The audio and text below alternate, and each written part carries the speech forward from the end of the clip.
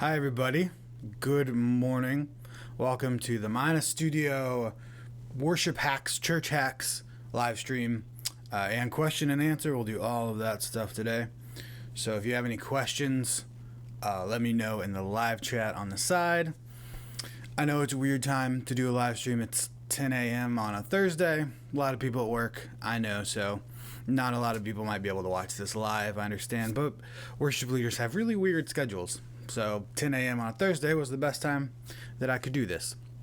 So welcome. Thanks for joining me.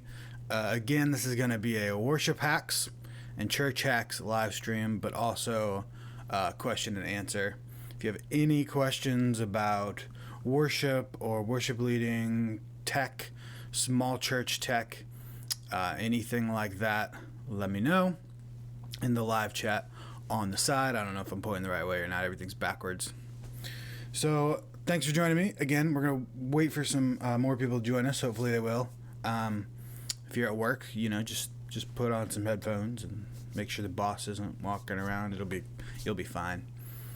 All right, so let's get straight into it as we wait for some more people to join us. Again, Q&A. If you have any questions, let me know on the side. I'm going to start with a question that I received on Facebook.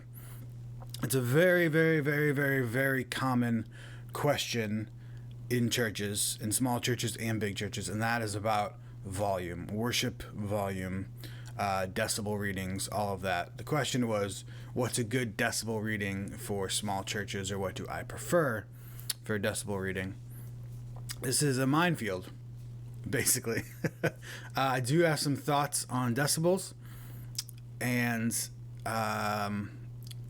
before we get into the actual decibels, I think when we think about church worship volume, we need to look at the reasons why you might have a loud worship service, or why your service might end up being too loud in the first place. So those reasons, I would say, are one, for energy. Loud music equals energy. The louder is more energy. Loud equals more energy. More volume equals more energy. That's actually physics. More volume is literally more energy, or more precisely, more energy is more volume. You're moving more air, etc. And just from a, psychological standpoint, it usually is the same as well. The louder something is, the more energy we feel like it has. So when we want our church services to feel really alive and exciting and celebratory, and we want a lot of energy, we tend to turn up the volumes, and I am guilty of that all the time. I understand that. It's really hard not to do, and that is completely dependent on your church culture as well. The other reason why your services may end up being too loud is because you're trying to fix a bad mix with an inexperienced sound volunteer, or an inexperienced sound volunteer is trying to fix a bad mix. So what I mean by this is, you might have your band be playing and you set all your volumes right and it sounds good, and then something else happens in the service, like maybe somebody comes up to read, or you have a video or whatever, and it's too loud or too quiet, and the inexperienced volunteer doesn't know what to do with that, so they just turn up the volume, right? So say you have a band playing, sounds good, then a video comes on, it's too quiet, your volunteer just turns up the main volume, band starts playing, it's louder, then somebody comes up to talk and it's too quiet, they turn up the volume again on the mains, band comes up, and by that time the volume's up like 10 decibels without knowing what happened. So that would be another reason why that could happen, and obviously the fix for that is training. I know in small churches it's really tough because we use all volunteers usually, so that can be tricky. Hi, Washington. Thanks for joining me. Right now we're talking about decibels. What's the preferred decibels in small churches? This is a Q&A, so again, if you have any questions, ask them in the live chat on the side.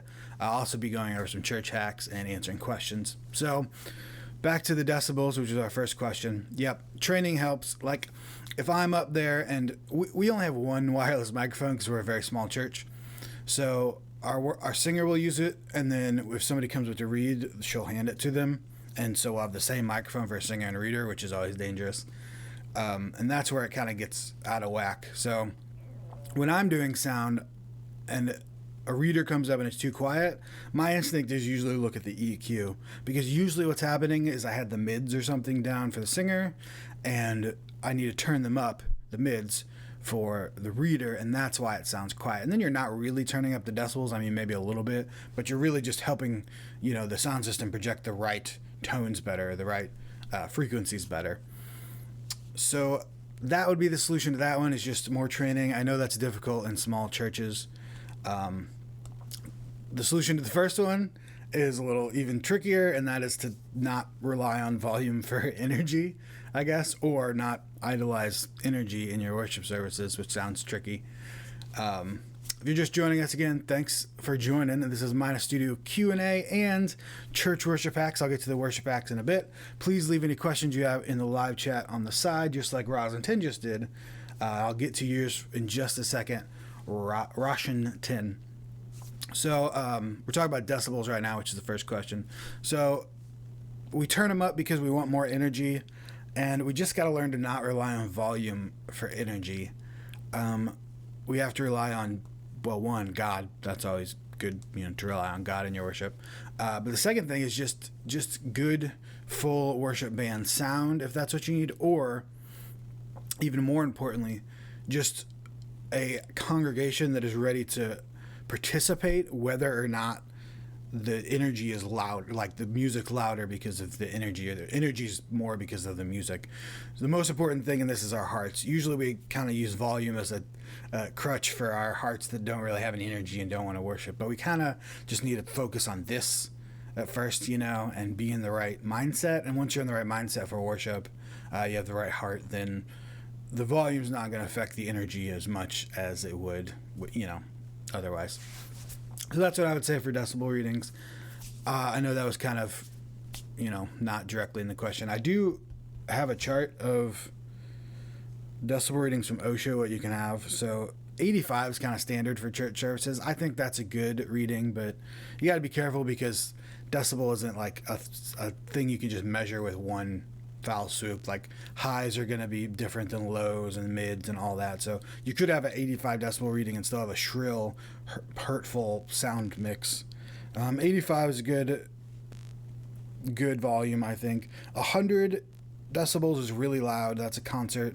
OSHA says you can sustain that for 2 hours. So theoretically that's okay, but it's probably way too loud for most of your congregation. So I would aim for 85 decibels, but don't watch the 85 decibels and try to get it exactly that all the time. Pay more attention to what you're hearing and not what you're seeing, because that's much more important, obviously, with sound.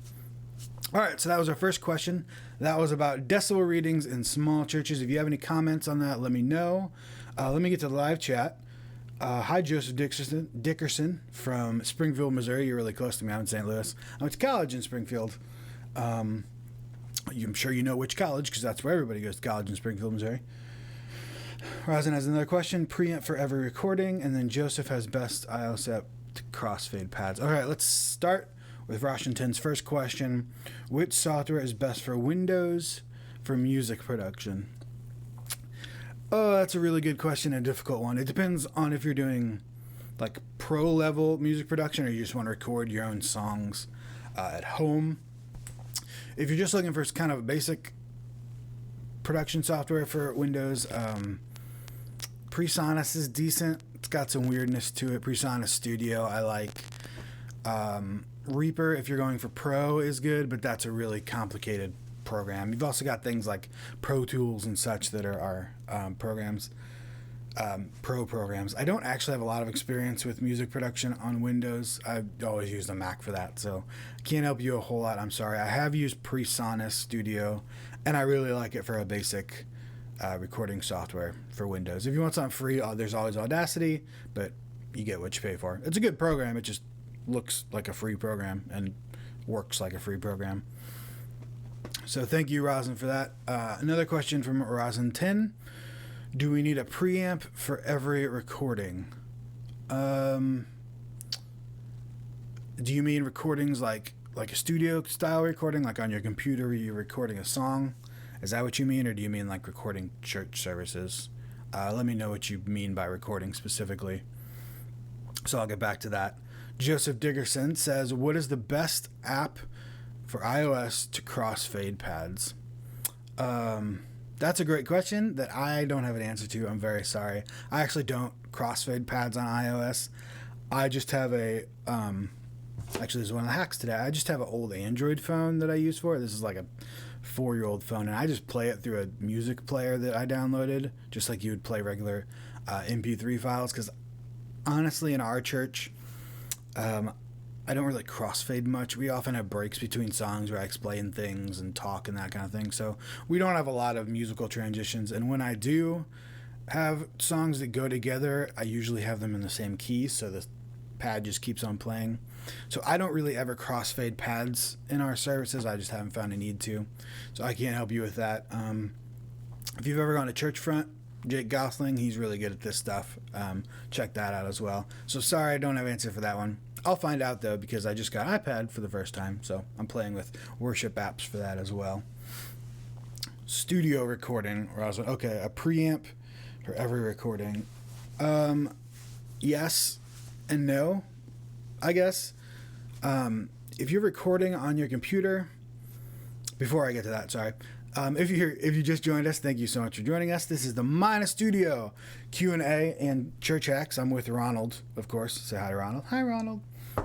He's my tech director.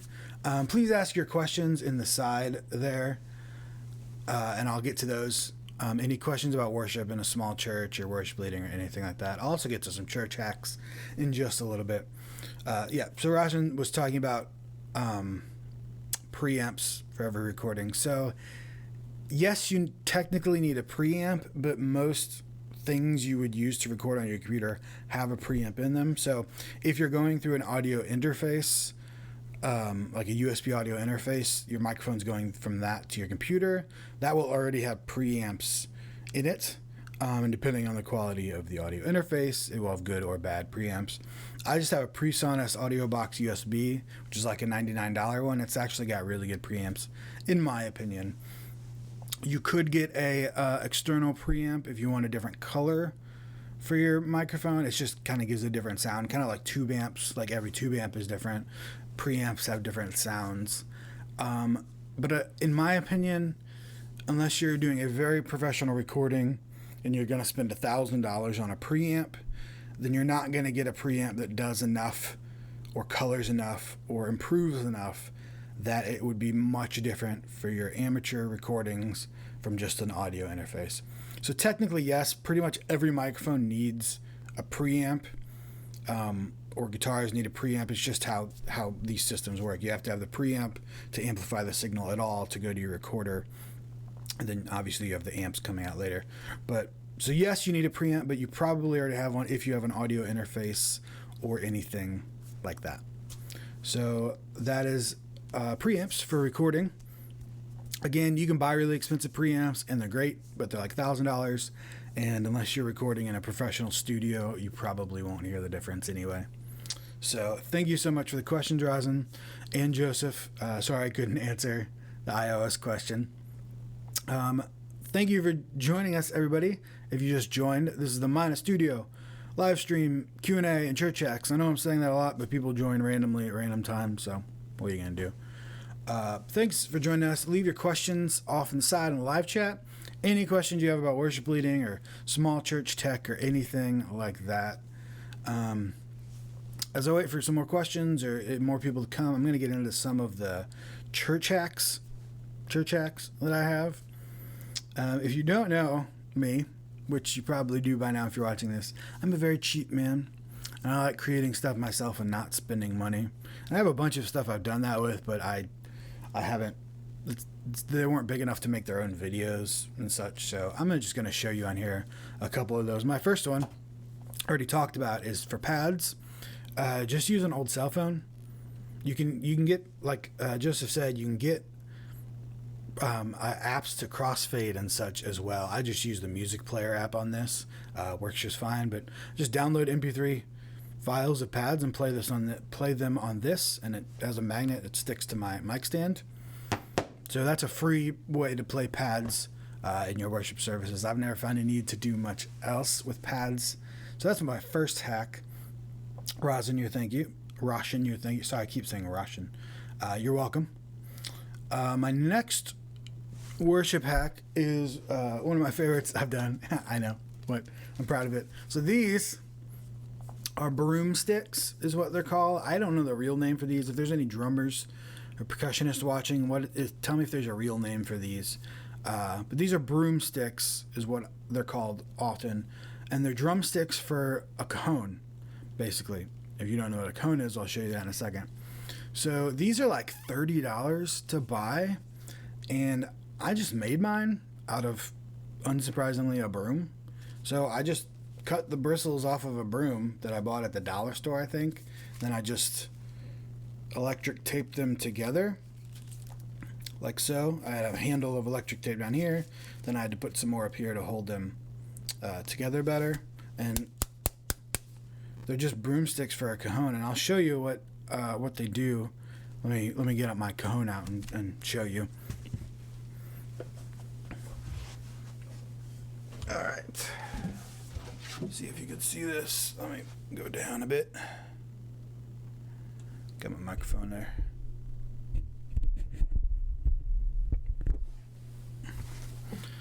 All right. You can see the cajon down here. Cajon is just a box. Sorry if it got quiet. I'm far away. The cajon is just a box, basically. Literally, it's just a box, but it's got snare wires inside, and you can play a drum kit on it, basically. So a lot of small churches use this because it's like a drum kit in a box, literally. So the middle here is bass, and the top is kind of snare. So you can see I can play this with my hands just like this.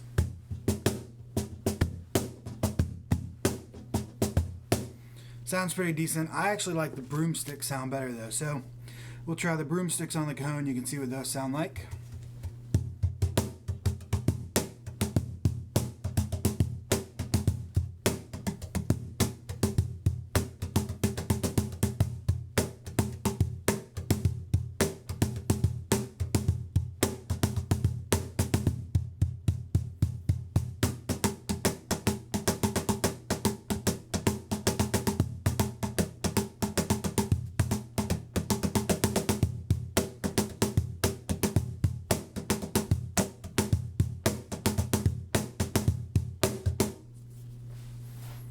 So there you go. Those are homemade broomsticks for a cajon. I really like them. I think they sound really good, and I don't have to bend over as far, so it doesn't hurt my back. So I'm playing like this. I got to be bent over like this with the broomsticks. I can sit up straight, just like that. All right, let me get back to normal.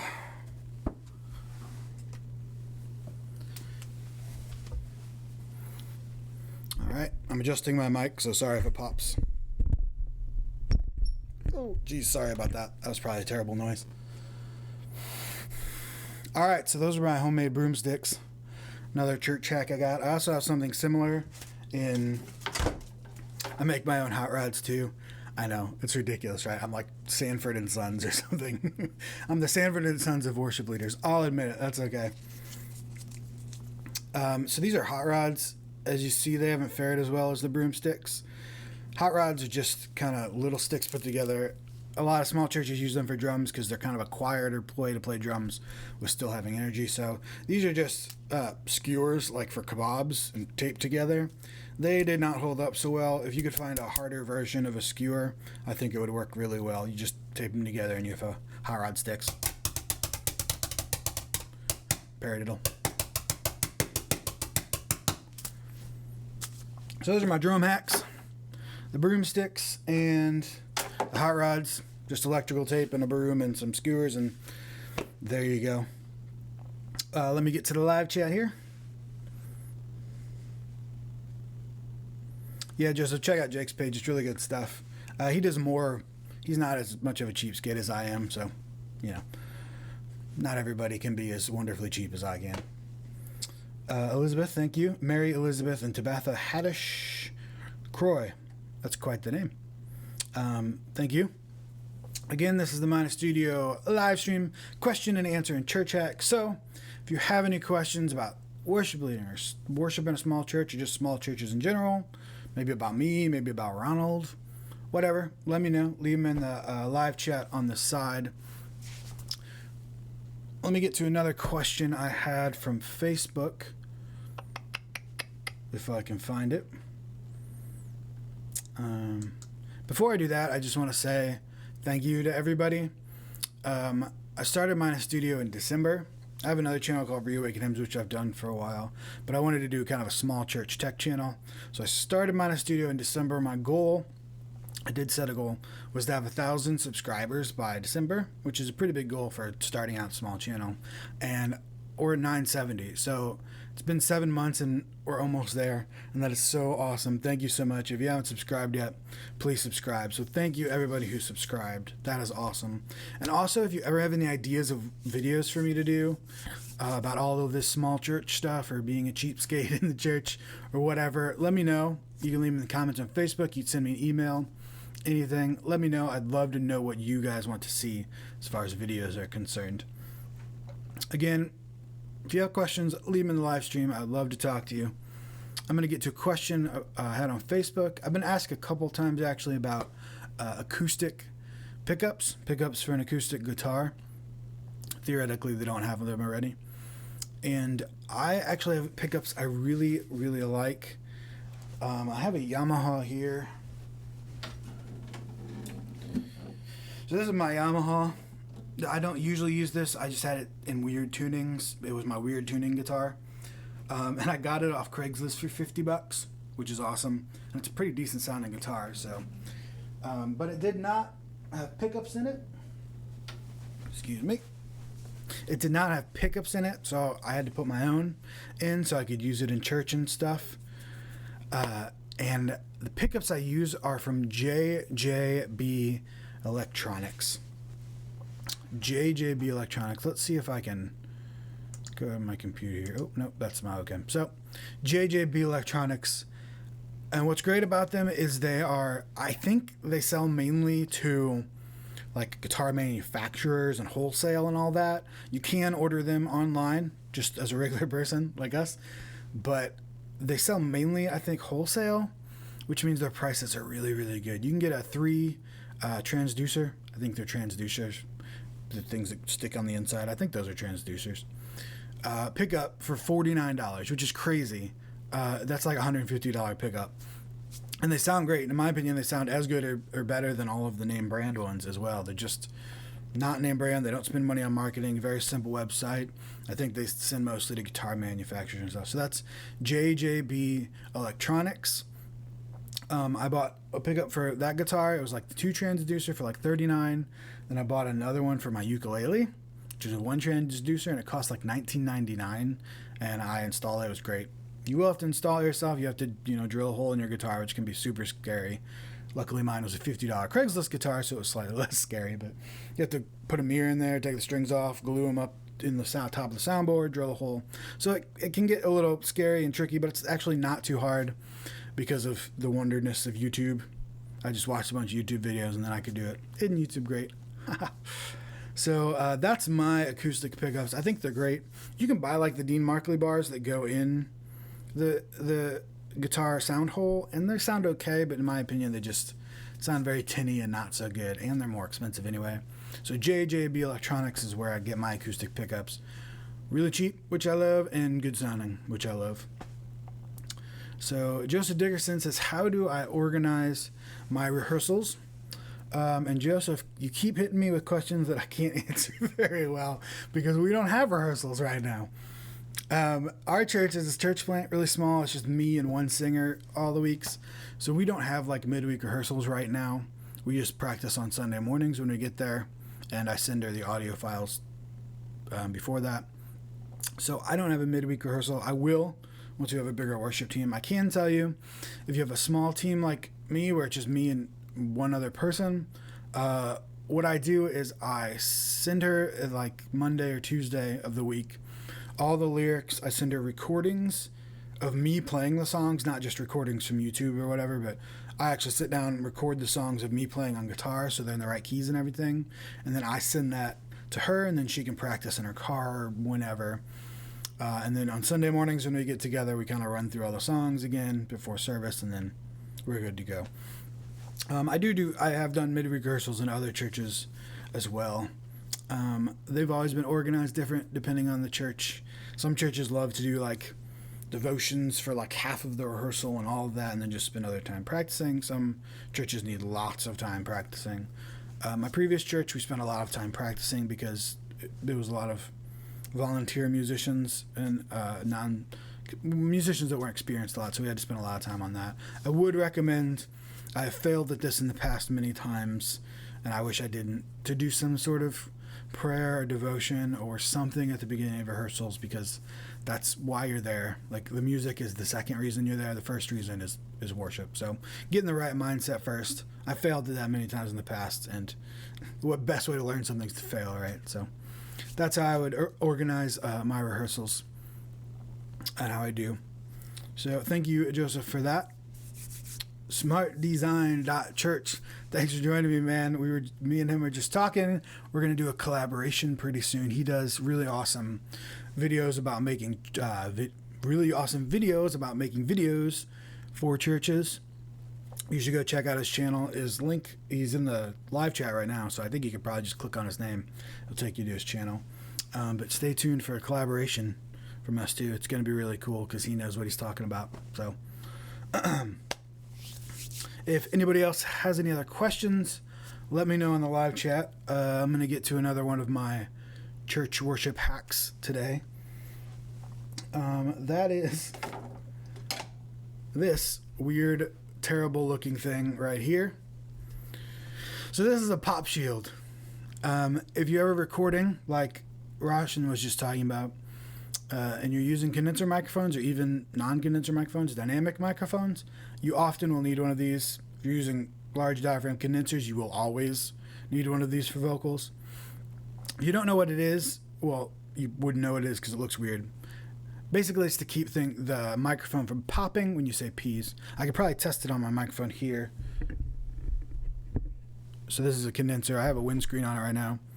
So I'm going to try to pop this, so please be aware. So if I say P's, P's really loud, I don't know if it's popping or not, but it probably is popping right now.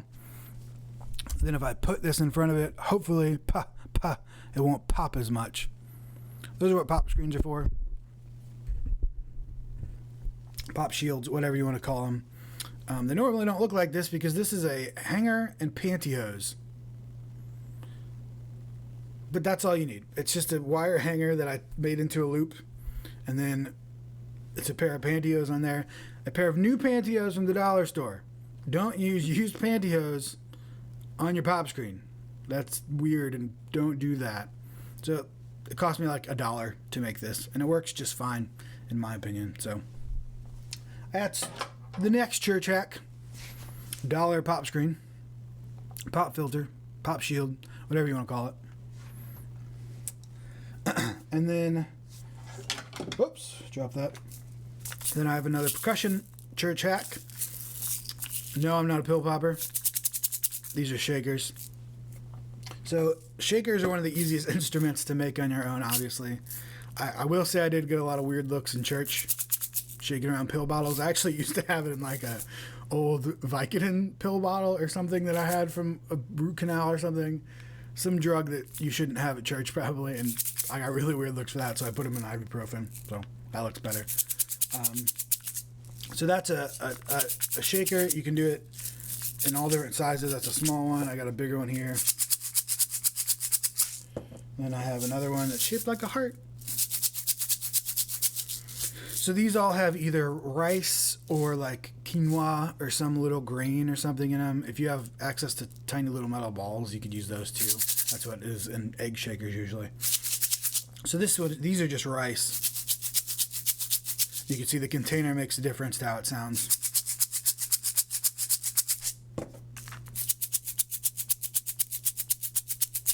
So you can make your own shakers. Pretty easy. Just fill up any plastic container with a decent amount of rice. You got a shaker. Different containers sound different.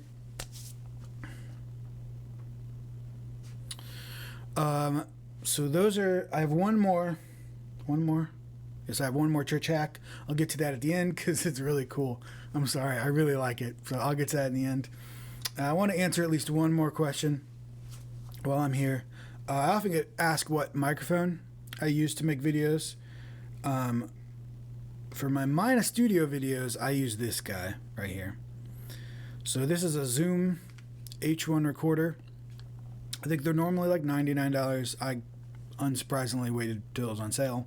I think I got it for $69, maybe it was $79, $80, and I think they're really good. I mean, it's not going to be like studio quality, condensed mic sound. When I do Reawaken hymns, I use several condenser microphones that I would normally use in a studio because I need a better, musical sound. But for just speaking or any sort of like sound applications, these recorders sound great. They have the bidirectional microphones or stereo microphones that pick up both sides, so they're really good for picking up lots of things. If you're outside and want to get noises and such, or inside, as long as they're coming straight at you, it'll go down the middle and sound really good. If you're off to the side, it'll only go through one channel. It gets tricky, so that you have to fix in video editing. But so this is the Zoom H1. I really, really like it. It's also really good because it can plug straight into the camera. So it takes batteries, obviously, and powers on, and then it's got an output here, a little 1/8 inch output, like a headphone jack, and you run that to the camera, which has a little 1/8 inch mic input, and then I can have good sound going straight into the camera instead of having to put it all in post later. So Zoom H1 is what I use for my Mina Studio video audio. Getting to the end of our live stream here. So again, if you have any questions, please let me know in the live chat and I'll try to get to them. Also, I want to mention, if you haven't been to REAWAKENHymns.com, you should check it out. Mina Studio doesn't have its own website at all. I kind of house all of that stuff on Reawaken Hymns blog. So REAWAKENHymns.com, and then if you go to the blog, you'll see all kinds of small church and worship leading topics and posts and blog posts. And a lot of those come from the Mina Studio videos and such. So go check that out as well. That's kind of the Mina Studio home on the web, if you will. Hey, Church Front with Jake Gosling. How's it going? Joseph Dickerson, I told you earlier I didn't have the answer and you should go check out Church Front with Jake Gosling. Well, right there he is. He's right in the chat for you. Really good guy. I like him. Again, he's not as cheap as I am, but we all can't be as wonderfully cheap as I am, so I'll forgive him for it. It's okay. Thank you so much, everybody, for joining me. If you have any questions, let me know. I know, I'm almost at 1,000 subs. Isn't that awesome? I was just talking about that. My goal is to have 1,000 subs by the end of the year, and it's been 7 months. I'm at 970 already. That's awesome. So thanks, man. Thank you so much, Jake. Let me get to my last church hack. So to go over the ones we've done: homemade broomsticks for your cajon, homemade hot rods that didn't hold up so well, shakers out of pill bottles, which you always get weird looks for and is really fun in church, using a phone for pads, and then my final, and the pop screen, pantyhose pop screen, which some of you might think is crazy, but oh well. All right, my last church hack is, let me show it to you.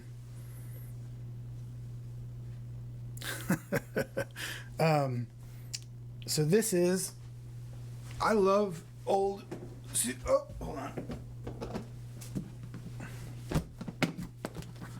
It's old suitcases. I love old suitcases. I use a really small one. It's like an old makeup case, hard shell makeup case for all of the cables at church for our movable sound system. And I got it for like $2 at a garage sale or thrift store. So it's like a hard case for cheap. This is it's a big blue old hard suitcase. Again, like $3 at Goodwill or something. And these are great for transporting musical equipment and stuff. Or if you need a double ukulele case, you can make it into your own guitar, ukulele, instrument case, whatever. So that's just like an old, not old, it's a new, but a mattress pad. Just a cheap mattress pad cut into layers, and then I cut out pieces, and you can see here, right now it's a ukulele case, which I really like. I can actually fit 2 in here. You can use it for soundboards or recorders or any kind of delicate equipment. So That's what I use those for. I use them all the time for stuff because it's just, I mean, hard cases for church are like hundreds of dollars, and I mean they're worth it because you don't want your stuff to get damaged. But an old suitcase and some foam padding cut in the right configuration, and I mean you got your own hard case. I love it. There we go. And you can always get those for like $3, $4, $5 at Goodwill. They have them everywhere because apparently people don't like to travel with them anymore. So that's my last church hack. Let's see what Jake Goslin is harassing me about now. Considering buying a 5000 Mac Pro to run Google Slides for lyrics and worship. Is that a good? Yep. Yeah. If you're going to run Google Slides, you're going to need at least a $5,000 MacBook. That is definitely true. You are getting a new MacBook for your keys, though, aren't you? I saw that on one of your videos. So sometimes you got to buy expensive stuff, people. I know. I understand. He's harassing me, making fun of me about Google Slides, and you know that's okay because that's fun. But you do need some expensive stuff sometimes. Like Jake was using a MacBook Air. I think that's right. Correct me if I'm wrong. MacBook Air for his keyboard setup with MainStage, and it just wasn't cutting it. That can be true sometimes, so you got to get more expensive stuff. I had to get a new computer because I couldn't video edit on my old one because video editing takes a lot out of a computer. So there you go. 8 cores should do. Yeah, I think Google Slide will use 7 to 8 cores, probably, I would imagine. All right. Oh, hi, Cyan Hollows. Just on the, what do you make videos about? I make videos about worship leading and church tech and such, all kind of in the small church realm. Also, I really like to make things cheap and find budget options for stuff. So that is what I make videos about. Mana Studio is all about finding good solutions, and good technology and all kinds of great stuff for small churches. My tagline is small budget, big passion. So that's what I go for. As I often like to say, I'm not an expert in a lot in the world, but being a cheapskate is one of the areas I am. So that's what I make videos about. Thank you, Mary Elizabeth and Tabitha Haddish Croy. You and your sister both like our channel, like both of my channels. Thank you so much. Thanks everybody who joined today. Thanks Jake for joining and harassing me. Always fun. That way I can do it on your next live stream and not feel guilty about it. And if you haven't checked out Jake's channel, he's in the comments right there. You should check out his channel. He's a really, really awesome guy. Leads worship in Colorado, I hope is right, Colorado, at a church plant. He's much better with the more advanced technical stuff like lighting and DMX and digital boards and all that stuff. So he's got great content over there. So you should check that out as well. Let's see. I think we got all the questions for today. Yep. All the questions for today. Thank you so much for joining me. Again, thank you so much for subscribing. I'm almost at 1,000 subscribers, which is my goal for the end of the year. And it's only 7 months in and we're almost there. So that is awesome. And please let me know what you want me to cover, like what video topics you want to see, because sometimes I run out of ideas. And I want to make the videos that you guys want to see. I don't want to make just random videos nobody wants to watch, because what's the point of that, you know? So, I have another question here. Said it was going to be the end, but it's a live stream. I can do whatever I want. Abner X Cruz Rivera. That's a really cool name, by the way. This is my first time leading worship for a collegiate student organization, Baptist Student Ministry. Any tips for a small budget, how I can lead worship? Yes, I have a lot of those tips for both of those things. Check out the videos on my channel. I got all kinds of stuff on small budget and leading worship. If you're your first time leading worship at a collegiate student organization, do you mean that's your first time leading worship in general, or it's your first time specifically for students? I'm going to guess you mean it's your first time leading worship in general. And I would like to say, first of all, that's awesome that you chose to lead worship. Remember, it's an amazing privilege that God gives us to be able to lead worship in the first place. So it's great that you're doing that. Thank you on behalf of all the students for volunteering or getting paid, I don't know, to do that. I would say your first time leading worship, I do have a couple of things. One, make sure that you don't accidentally make it about yourself and your own preferences. And I say that because even after leading worship for 10 years, it's really hard to separate preferences from what your church or college needs. You might hear a song on the radio and think to yourself, wow, that song's really powerful. It really moved me. I have to play this in church. And it might not be the right thing for your church. It might not move anybody at your church. It might not be powerful at your church. Sometimes we get caught up in how we feel about things that we forget to think about how it actually, needs to be in the church, if that makes sense. So, and I know when you're first starting out, there's tons of songs you want to lead because you've been worshiping with all these songs. And you're like, yeah, I finally get to lead them. And you have this whole list of songs that you want to lead, and sometimes they're not right. So just take a moment and think about not what you want to lead, but what your church needs you to lead, I would say. And then the other thing for first time leading worship is to not worry about being nervous, because you're going to be nervous. And after 10 years, I still get nervous. And if you're not nervous, they often say before you perform, then there's probably something wrong. And by perform, I mean play an instrument, sing. I don't mean perform in the prideful sense. So embrace the nervousness. And as God says, he often uses us most in our weaknesses. And being nervous and being kind of hesitant and not knowing what to do as you lead worship is not a bad thing. It's actually a good thing, because that's how God uses us, right? The more we're kind of nervous and the more we're kind of worried about, are we going to do the right thing, I think is the more God can use us in those situations. So embrace the nervousness. I mean, you got to keep it composed. Don't pass out on stage or whatever. Well, if you do, that's okay, but don't be upset that you're nervous, or don't be upset that you're kind of unsure about things, because in many ways that's a good place to be, especially when you just start out. So, Cyan Hollows, not sure what leading worship is. Oh, okay, I'm sorry if this is obvious, but I'm not sure what leading worship is. It's a religious thing.